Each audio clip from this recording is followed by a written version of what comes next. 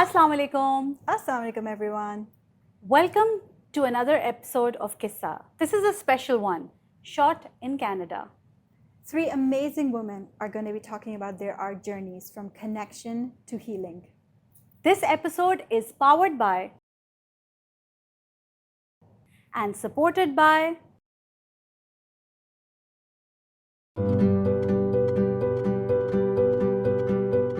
My name is Amna Nawab. I am a textile designer by education and a fibre artist by choice. I am a mother of 4 kids. That is my first job. And besides that, I love to create because I believe creativity is a language. I figured a way to live life as I have always longed to live it, with the use of color, pattern, and a lot of design. I went to an art school in Pakistan. The name is Indus Valley School of Art and Architecture. I graduated as a textile designer and started my textile design career with Khadi. Life was great. I got married just like everyone wants, moved to Dubai. Everything was miraculous. And then life happens. I think my biggest challenge in life was not knowing how to set boundaries, which led to me a lot of tough decisions. And 8 years back, I arrived in Canada and I promised myself to give myself a life that was something that I had always wanted to do. Now, when I say that, I had no idea what I wanted to do. And that has been a very enlightening journey for myself, because I get to know myself every day as a new person, and with all the limitless possibilities that all of us hold inside us. And I had designed, I had worked with textiles commercially, I was able to sell them, I knew how to run a business. And that is when I thought that that's something that I want to do for myself. And I wanted to create something by my own hand. That's something that I did when I was doing my thesis in college. I never had the time to go back to it in all the years when I was working. And let's just say I was a bit arrogant as well, saying that, oh, time nahi hai, main bahut busy hu. Magar, maybe God puts you in isolation to actually see what talents you have, because I was told that every single human being has a unique talent. And how this started was that I wanted to know what my unique talent was. With that, one day I woke up as an artist, one day I woke up as a teacher, one day I would wake up thinking I could bake, because why not? But trust me, I cannot bake. And then eventually I knew that this is something that I wanted to do. And here I am sitting in front of you, all set to share my stories. When I was doing my bachelor's degree, I was a very good student. I was really hardworking. I wanted to do something that was unique every single time. And it's not because I have a competitive nature, it's because I wanted to explore the possibilities. I wanted to learn. I don't know why I had that drive in me, but mujhe kuch fark karna tha. And when I did my thesis, I could have done print design or weaving, because that were the options given to us when we were graduating. But I was a rebel, and I wanted to work with threads, because that is something that my late Nani had taught me, and she had passed away a few years before I entered into my college life. I didn't know how to mourn her because I was really young, and I wanted to do something that she had taught me. I knew that none of my other friends in the class had the confidence or the consistency in them to do something of that sort. Neither did my teachers. But I wanted to see where that took me. And I think my thesis was a very crucial time for me, because I sort of, if you could get like a handbook of what the future holds for you, that 1 year was very tough, because I was a lost soul. I wanted to create. There was a lot that was going on inside me, but it was very difficult for me to express what I wanted to do. My work, however, got a lot of resistance initially when I was going through the process. But when I displayed it, I graduated with a distinction. I got a job as soon as I walked out of my, jury, whatever we used to call it back in the day. And then when I came to Canada in 2017, I was on a journey to understand what my unique talent was. I was doing groceries, so there's no fancy story behind that. Ki dhage kaise wapas aaye. I was doing groceries. COVID was almost about to hit, so everyone was panicking. I was getting a watermelon, and at a distance, I saw some threads hanging on a shelf that people were sort of just packing away and discarding, I believe. I went there and I bought everything that they had. And when I went to the cashier, the lady refused to till me out. She said, "Nahi, main nahi karungi. You've bought over 1,000 threads. Are you crazy?" And I said, "Yes, I am." Because of my background in retail and us waqt self-checkout ka system nahi tha, I said, "Why don't you step out and I will do it for you?" So I did it, and I know that she was panicking because COVID was hitting. Everyone was sort of reacting in a different way. I brought those threads, I came home, and I did something that I had done in my college. My hand embroidery was based upon building natural textures derived by my own, thoughts. And I was inspired by nature and predominantly Van Gogh. And so I did something similar, and I loved it. And the next morning I woke up and I told my family that this is something that I want to do. I want to pursue a career using embroidery as my main medium. And I had no other idea कि अब इसके आगे क्या होगा. So my parents went into shock, and they reminded me that, "Amna, you have 4 kids. You want to figure out a way to live in Canada. We are hitting COVID time. So maybe you need to go see your psychiatrist." I did. But in my head, I knew that if I wanted to do something, I did not want any validation from external sources. So I did not need to speak to my psychiatrist, to my friends, family. I just needed clarity in my head. I am big into journaling, so I began writing. I wrote my dream plan. I added a timeline to it because that was a major part of my work, that I used to support people make their dreams come a reality through the business that we were running. So I wrote my own personal development plan. I built my own vision. When I wanted to speak to people about the idea of going back into embroideries and creating commissions, nobody understood it. And I knew that it was a language that only I understood. And I said that I'm going to sell my first piece before I even make it, just like the Emperor's New Clothes. That was another scary thing that I sort of bombshelled on the people around me. But I was able to do it. I hate to brag, but I want to say this out loud to people who are like me, that to date, I have not done a commission that, I have not done an embroidery piece that goes on the wall, which is not a commission. So that was phase 1 of me creating a design archive for myself to see where that led me. On my business plan that I had written for myself. So it was a year of creating design. The next year was converting my design into product. I wanted to start with the hardest product, which was bed linen. And I knew that because of my past experience. How that was produced, when you think of something, opportunities walk to you. So my younger brother's best friend had textile mill, is this, if I don't know if I'm using the right word, in Bangladesh.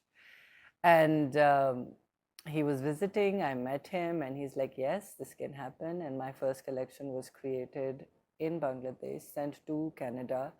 With the help of my brother, I understood what a website was and how to make it. And I'm not at all tech savvy. And he helped me put the first product on my website. And since that day, there's been no looking back. I think I have over 300 products on my website. And yes, that's how the journey began. Textile is a very soft medium. Because I've worked with it so much, I knew that you could never make a mistake, because every time you're threading through the cloth and you make a mistake, you can always undo it. Unlike working on a paper, you can rip it, phat sakta hai, but kapde ko aapko, you have to use a tool, and that's a very conscious decision. So I felt very safe with that. I had a lot of emotion in me. There was a lot of anger, pain, sadness, shock. Uncertainty was the most, I think, was the prime symptom that I was just struggling with every single day. But when I would go to working with my thread and my needle, it helped me compartmentalize a lot of things. It helped me put things to rest, and it sort of slowed me down in my thinking. And that really helped me. And there were big emotions that would happen, but I would feel that as soon as I would create something, my emotions sort of had gone out. And I understand now that textile is a very soft medium, and it's a very soft release. And a lot of people ask me that when you create a commission piece, do you sketch it, and do you have a plan? Do you have, an idea? I don't have a plan. I just know, yes, what the size should be like, uski orientation kya honi chahiye, but uske alawa what colors I will be using, nothing else is really preset. And I've been lucky that the clients that come to me, they let me do what I want to do. And that's the best way for me to create. I understood that God was being kind, that people who are coming to me without even seeing what I had to give to them, they were trusting me. So that helped me with my healing, that, okay, I don't know these people. They're seeing my work just through pictures that I'm posting online, but they are trusting me with a lot of their money, because my commissions are not cheap.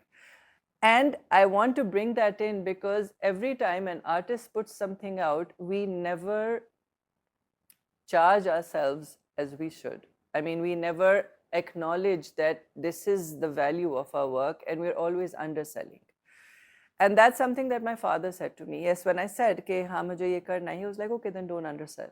Don't be scared." And I think just that word of support, it helped me understand how much my piece should be. There's people, when I tell them that my commission is this much, and they're like, "Oh my God, are you crazy?" And I'm like, "Yes, I am. Isliye to ye kar rahi hu." So when I started my journey to healing through fiber art, I felt that this was something that I needed to share with the rest of the world. I know that there's a lot of women out there who know how to work with their hand, because that's something that my nani taught me. I would speak to people who would say that, "Ha, hame kadhai aati hai, we do it," but they never had the time to do it. And I wanted to find a way to be able to do it. The thought came in my head, and I was just with that. My first break was with the Textile Museum of Canada. They wanted to run a workshop for a group of 40 women who were Afghan refugees, who did not know the language, who did not know English. I did not know their language. But they wanted me to facilitate a workshop where they could feel at home in Canada. And that was something that I had done to myself. And it was immensely humbling. And I felt so victorious, because I was recognized by people who didn't know me at all. And when I interacted with those women, I heard their stories of loss, their children dying, their homes being lost, how they wanted to come and feel that this country was their home. And the little tools that I had used myself to sort of get past every day, I applied those, and the workshop was a hit. Next, their work was displayed at the museum, which has a wait list of 3 years. If I want to display, I have to wait for 3 years, even though the museum knows me. And their work was open to public for 6 months. So all of these little things were just signs that, yes, if I continue to do this, I will find a way. Today, I work with numerous NGOs throughout the GTA, where I work with women who are my age, who are younger, who are older, with children. And I just connect with them through something which is very easy. We all hold fabric, we all know how it feels. And the idea behind every workshop that I run is just give yourself time, have fun. You don't need to be an artist. You don't know how to create. You don't need to know how to create. I have women who work with me who are from Canada, and they wanted to attend my workshop as a retirement plan to see that if they had a hobby. They had never threaded a needle. They didn't know anything. But they've been with me for the last 3 years. And it's been a wonderful journey, because I've made the best of friends through fiber art. When you hit rock bottom, how do you pick up your pieces? Yes, we are all gifted with a unique talent, and it is very difficult to understand what that is. So yes, first give time. But before all of that, what saved me was my faith. My faith that there is a power above everything that is powerful, that is around me, and that is Allah. And believing that, and growing up, we read in school that Allah aapko 70 माओं se zyada pyar karta hai. I wanted to rebuild my life for my 4 children. And I love them immensely, which is why I was willing to go through whatever life threw at me. And I would sit and calculate that अगर एक अल्लाह है जो कि मुझे 70 माओं से ज़्यादा प्यार करता है तो उसका कितना बड़ा दिल होगा, बिकॉज मेरा तो अपना ही दिल मुझसे हैंडल नहीं हो रहा क्योंकि मैं इन बच्चों को इतनी मोहब्बत करती हूँ. सो वो एक थॉट जो था ना, वो मुझे रोज़ सुबह उठाता था कि देखो अगर मुझको मर जाना होता तो मैं मर चुकी होती, but the fact that I am alive, every single thing that I think Allah Mia is doing it, and I could now understand that पहले मैं बहुत नेगेटिव चीज़ें सोचती थी बिकॉज मैं फियर में ऑपरेट करती थी. मैं सोचती थी ऐसे हो जाएगा, ऐसे हो जाएगा, और जितने मेरे फियर्स थे they all came true because I manifested them. And then when I understood that, I knew that I don't have to be scared. And the first way for me to overcome my fear was that I wanted to speak about what had happened, but I never had the words. I didn't know how to say. I didn't even acknowledge with myself कि जो भी कुछ हो रहा है वो सही नहीं है. And in desperation, I had a notebook and I picked it up and I started writing letters to God. That Allah Mia, ज़िंदगी डार्क है, मुझे कुछ नहीं समझ आ रहा, मुझे किसी को क्या कहना है, मैंने क्या करना है, मेरा अगला बिल कैसे पे होगा, मुझे नहीं पता. And before I finished that first page, मेरे अंदर एक थॉट आया कि मगर अगर इतना डार्क होना था तो I would have died, but I'm alive. If I'm alive, I'm not going to give up. And then I told a friend that I started writing. And she's like, oh, कोई अगर पढ़ लेगा तो क्या होगा, तुम्हें एक सेफ ले लेना चाहिए, उसमें अपनी नोटबुक रख देनी चाहिए. Yes, when I was talking to her, I got scared. But when I hung up, I was like, why should I be scared? The letter is to God. So, जिसको खत जाता है, I remember my puppo used to write to us from US. We used to all live in Pakistan back then. And my dadi would make everyone in our neighborhood read that letter that her daughter had written to her. And it was a thing. So I said that it was my dadi's choice. So मैंने अगर अल्लाह को लिखा है, and if Allah wants people to read it, it's Allah's choice. And then so that was something, in my head, the spiritual si baat. And then I had a conversation with myself, कि अगर ठीक है, if anyone does read it, I'll say to them that this letter was for Allah Mia. So are you Allah Mia? That, we're told privacy होनी चाहिए ये वो. And then जब मैंने 2-4 सवाल अपने से किए, मैंने कहा अगर पढ़ भी लिया तो उसमें ऐसी क्या बात है? Everyone knows what is going on. So I took the fear away. And for me to write every day was Allah's way of healing me, that I had to take the fear out of me. And the fears were replaced by dreams, by thoughts, by the need to know what I could do. And it just didn't happen overnight. I had to consistently work on it. Ke kabhi kuch, kabhi kuch, kabhi kuch. I didn't give up. And trust me, I had nothing. I had nothing in my hand to hold on to. I didn't even have my degree. Like, I do have a degree, but paper मेरे पास नहीं था. मेरे पास ये भी documents नहीं थे कि मैं प्रूफ करूं कि ये जो 4 बच्चे हैं जिनके साथ मैं यहाँ आई हूँ वो मेरे हैं. Because when I went to the school, they were like, great, but there's no other document that says the mother's name. The passport has the father's name. So, facing those questions and then seeing that, yes, they are not telling me to go back. They're saying, okay, we will find a way. So if these people who don't know me can say that, yes, we will find a way, I can also find a way. So वो कहते हैं ना, charity begins at home. I learned to be kind to myself, and that's something that I want to tell all men and women and children and grown-ups. And आप अपनी life की जिस stage में भी हैं, अपने साथ मोहब्बत करना सीखें, क्योंकि हम ट्यून्ड हैं दूसरों से मोहब्बत करने के लिए, बिकॉज हमें रेज ऐसे किया जाता है, be nice to your mother, be nice to your father, be nice to your kids, be nice to your husbands. But जब हम अपने साथ काइंड नहीं है ना, तो हम किसी के साथ काइंड हो ही नहीं सकते. और अगर आप अपने साथ काइंड होंगे, वो आहिस्ता आहिस्ता सारी चीज़ें जो आप काइंड होंगे, आप अच्छी बातें सोचेंगे, अपने लिए अच्छा सोचेंगे, और फिर जो सोचेंगे वो आप कर भी लेंगे. So that's my little message, that be kind to yourself every single day. It's not easy, but it's not even impossible. Okay, so I've known Shameen through Indus, like a common group. And when I saw her on Instagram and I saw how real it was, how candid it was. And it was women like me who were on the show. I was thrilled. And I would think that if one day I'm in the city that she's in, I want to meet her and I want to do this because this is so much fun, because life is all about having fun. So when I see Qyssa, it's just women having fun and living their life as best. हम screen बहुत अच्छा होता है, मजा आता है.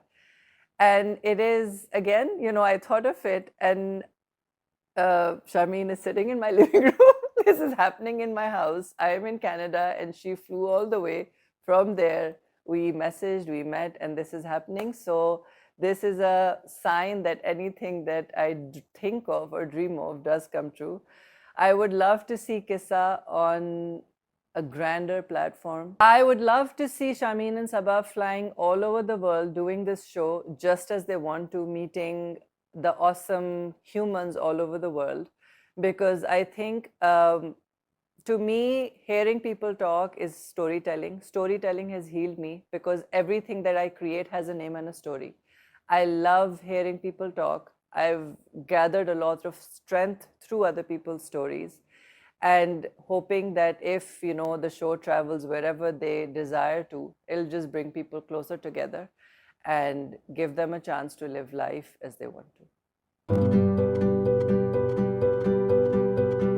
My name is Zunaira Mufti. I'm a professional artist. I was born and raised in Pakistan, but now I've moved to Canada. I was trained as an architect, but now I work as a full-time artist here in Milton. I worked on some really great projects, but life took a turn and I found my purpose in art.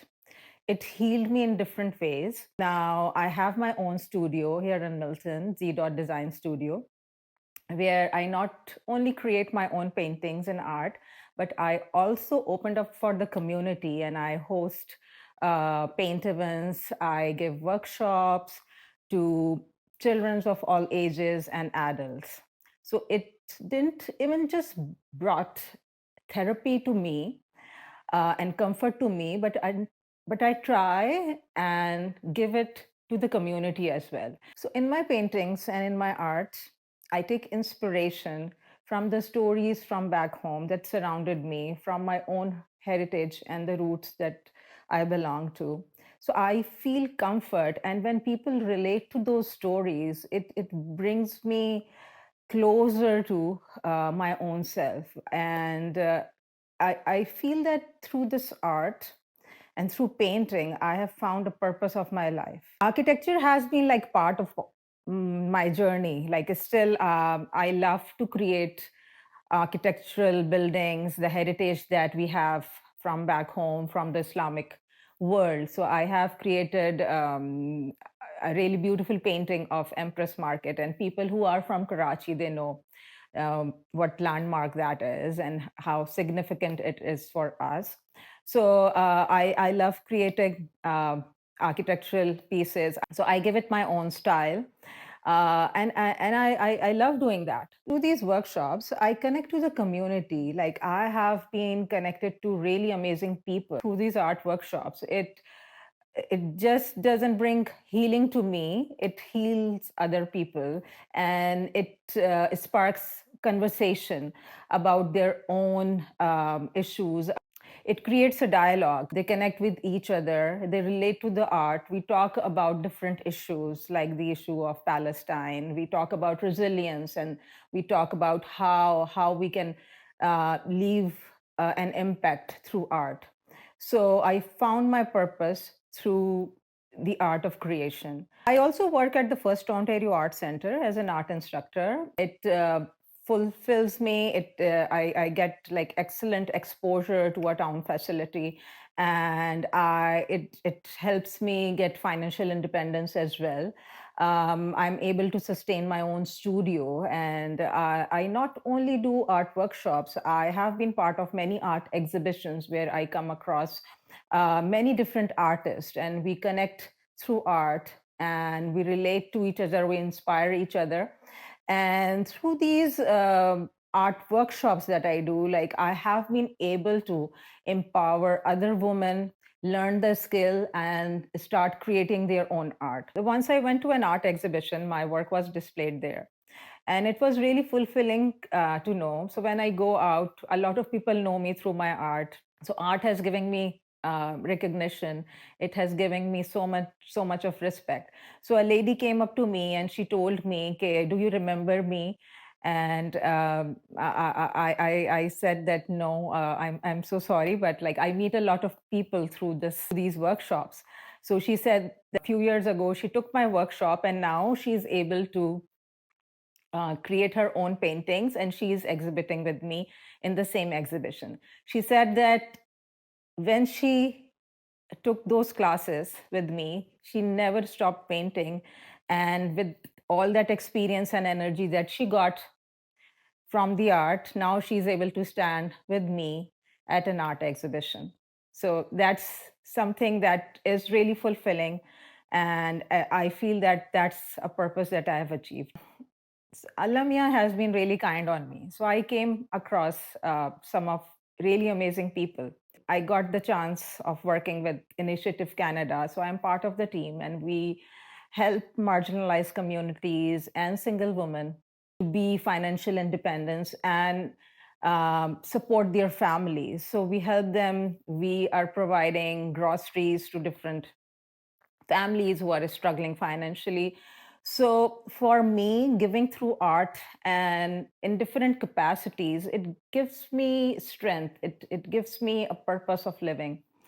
Uh, Also, like one of the initiatives that I have been working on, like recently we founded an organization. So I'm one of the co-founder of the Artist Cube. It's a platform for Muslim artists in Canada where they can showcase their work. They find a place where they can be seen and they can showcase their own heritage. So we are giving them a place. So we will be hosting some exhibitions, and we are working on like developing some workshops to mentor them and give them support, all that support that they need. Throughout this journey, like I feel that art has brought me closer to Allah. It has given me power to trust what's happening, trust the process, and tawakkul. Like it has been a theme of a lot of my paintings as well. Like I've painted on the issue of resilience and how we come out of different adversities. So art has brought me closer to nature. It has brought me closer to my Allah. I feel that when I'm creating art, it's more like a meditation. It's the remembrance of the beauty that he has created all around us and the way he's doing things for us, the ease that comes our way. It's amazing. So in future, I see like I try and help and I try to mentor the young artists that I meet. I try to give as much as I can in any way, in the form of art, in the form of like whatever I have. So I see myself as giving more and just staying close to Allah. I feel that Qyssa is very close to me because through my art, I talk about my people, I talk about my stories, I bring it to life through my art. And Qyssa is very similar to that. It's not about us, but it's about people around us, the energy we feel around. You are creating a dialogue and sharing these amazing stories of the people around. So, like, I see it as an international platform that bring all these stories together to empower each other. So these are like Qyssa is doing an amazing job. I'm really thankful to be here today and to share my story. Assalamu alaikum. This is Tazeen Dossal talking to you. I'm an artist, teacher, mother, housewife, and now a poetess. My journey begins with my education as a graphic designer from Punjab University. My schooling was in convent, and I also took art in Lahore College for Women. It has been a very beautiful journey. Art has been always my passion. And I love to sink myself in colors, play with the colors and the beauty around me. Nature was my inspiration. As an artist, I wanted to explore all the mediums that I could And finally, I created myself as an art teacher. I wanted to teach children and to impart my talent and whatever I learned, I wanted to impart in young minds. And I just enjoyed seeing their minds being formed. The children around me whom I taught, and the students in my later life. I began teaching in PCHS Girls School as an art teacher for elementary classes. That was from class 6 to class 11th. But later on, I got the chance to teach in Foundation Public and Beacon House as an art teacher for O levels and A levels, which were training the Cambridge students for CIE. Talking about my journey as a teacher, I can say that it really evolved me into somebody who became very, very versatile. I wanted to teach all the mediums to my students. I thought that this was the best time to understand all the mediums in different perspectives, and I understood how to emerge every medium in every way. Yes, painting has played an important role in my life, and I wanted to paint not only to explore myself as an artist, but also to understand my own self and how I could bring my passion into healing myself and to knowing how to get over my own challenges in life and solving my problems. It has led me to take me into another world, to really get myself out of my woes. It has also helped me when people came to me, which includes my students, my friends, and anyone around me who had certain challenges in their life. Maybe I could find a solution for them. I believe in love, and I also believe in the more you give, the more you have.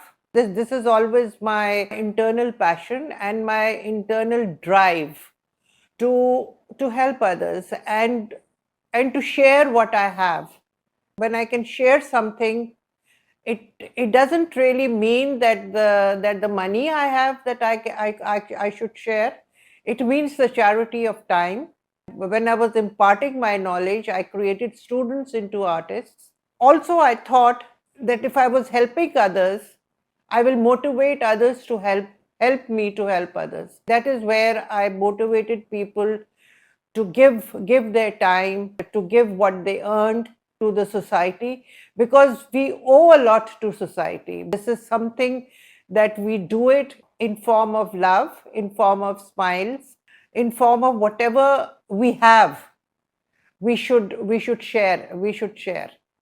I retired a year ago. Then I came overseas, and where I found myself into another world, which did not belong to my own roots, but of course the roots were there in form of my children.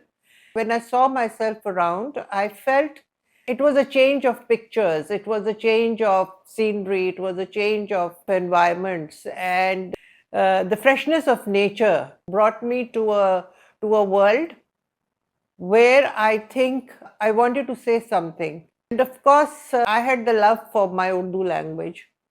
I was talking in Urdu. My medium of expression when I was teaching was English, which I often, for students, I translated into Urdu. But I wanted my thoughts that I've shared in words to people, but I brought it into a flowery language. And I wanted to share my thoughts and give them a meaning, to give it to society. Just being away from my country, I felt that there is a lot that the youth can do, the children of today can understand. Today's child is tomorrow's citizen. When we see that these young minds can do a lot for the tomorrow's world. I have few lines in my beautiful Urdu language. फूलों की तरह तुम महकते रहो, यूं ही मोहब्बत से रंग भरते रहो, दुनिया में तुमसे बहार है, इस बहार पे खज़ा न आने दो, क्यों खेल रहे हो खून की होली, इस लहू को संभाल के रहने दो, इसी की गर्मी से जोश है बाकी, इस जुनून को बरकरार रहने दो. I can only say that today we have to live with love. Violence was never the answer.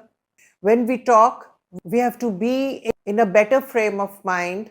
Having love and friendship in your life is very important. There has to be one person who is inspiring you or who gives you life. And it is very important to find that one. हम तो मरने को तैयार थे, एक दोस्त ने जीना सिखा दिया हमको. हम जो जिंदगी का मतलब भूल चुके थे, इसके वजूद ने हमको याद दिला दिया इन सांसों की कीमत क्या है. You see, you need to have someone who is with you, and you have to find that someone, and that someone will one day come. Remember, don't be selfish. You have to live for someone. Now, this is about the time that we remember, and sometimes we want to go and drench ourselves into the past. Yes, these memories are beautiful. आपको देखा तो लगा जैसे कुछ माजी के झरोके खुल जाने दो, ए वक्त जरा रुक जाना, उन खिड़कियों को खुल जाने दो जो इस वक्त को देख रहा है, जिसको भूलना हमारे बस में नहीं. So in my own humbleness, I can only say that these were my thoughts, and this is what I feel about life. There is much more that we can give to life. जिसको हम कहते हैं ना कि मायूसी भी गुनाह है, मायूस रहना इस वक्त की ज़रूरत नहीं है, क्योंकि जब आप खुश रहेंगे, जब आप कुछ करेंगे, and if you want to share something with people, share, and whatever you do it with a smile. Whenever you meet people, you do it with a smile. Whenever you choose your words, it has to come from a positive soul and a beautiful soul. Motivate yourself, and when you motivate, you are going to motivate the world around you. I really feel that this channel is amazing, and it has given a motivation to many people who have been listening to remain steadfast in their own commitments. I can see Qyssa going a long way, and I am very grateful to Qyssa to give me this opportunity to talk to all of you. Thank you for watching Qyssa and giving it so much love. As always, we are overjoyed to bring you these qissas.